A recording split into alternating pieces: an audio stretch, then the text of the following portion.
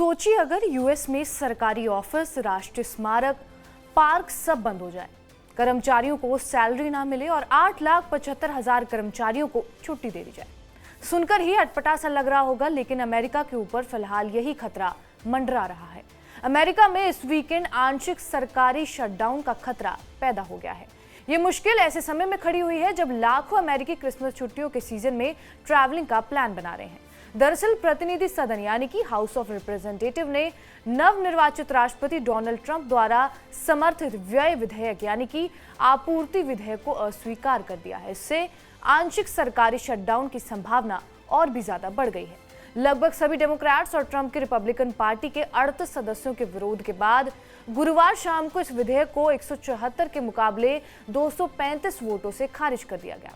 Republicans ने इस आधार पर नवनिर्वाचित राष्ट्रपति के प्रस्ताव को अस्वीकार करने का कारण ये बताया कि ये असामान्य कदम उठाया जा रहा है और इससे $36 ट्रिलियन के राष्ट्रीय कर्ज में कई ट्रिलियन डॉलर और भी जुड़ जाएंगे।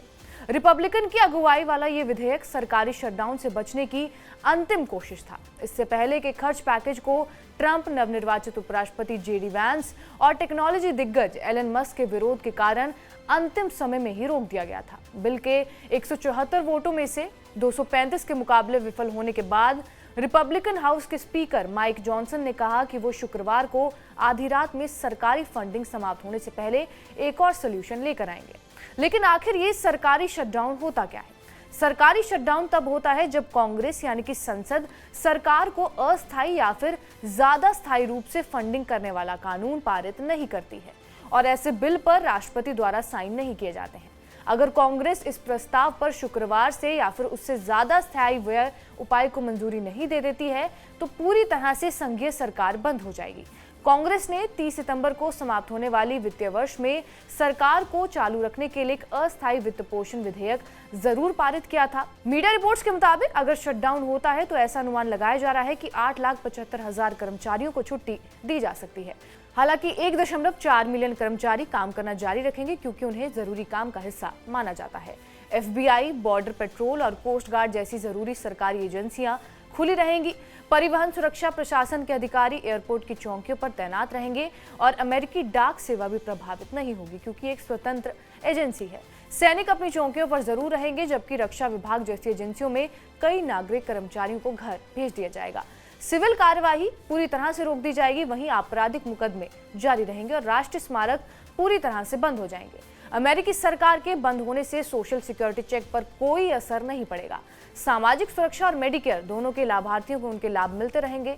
डॉक्टरों और अस्पतालों को भी मेडिकेयर और मेडिकेड रीइंबर्समेंट मिलती रहेगी। कांग्रेस की ओर से अंतिम समय में कोई कार्रवाई न किए जाने पर शनिवार को सुबह 12:01 पर शटडाउन शुरू हो जाएगा। इसलिए इसका प्रभाव सोमवार तक तो तुरंत महसूस नहीं किया जाएगा।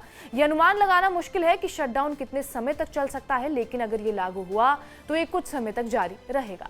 जानकारों का मानना यह भी है कि शटडाउन का अमेरिकी इकोनॉमी पर व्यापक प्रभाव पड़ सकता है। निजी क्षेत्र के प्रभावों को शामिल करने पर यह असर और भी ज्यादा बढ़ेगा और शटडाउन से आमतौर पर बाजार पर बहुत ज्यादा असर नहीं पड़ता है। बहरहाल आपका इस पूरी खबर पर क्या कुछ कहना है, हमें कमेंट करके जरूर बताएं। बाकी देश और दुनिया की तमाम बड़ी खबरों से अपडेटेड रहने के लिए सब्सक्राइब करिए TV9 डिजिटल।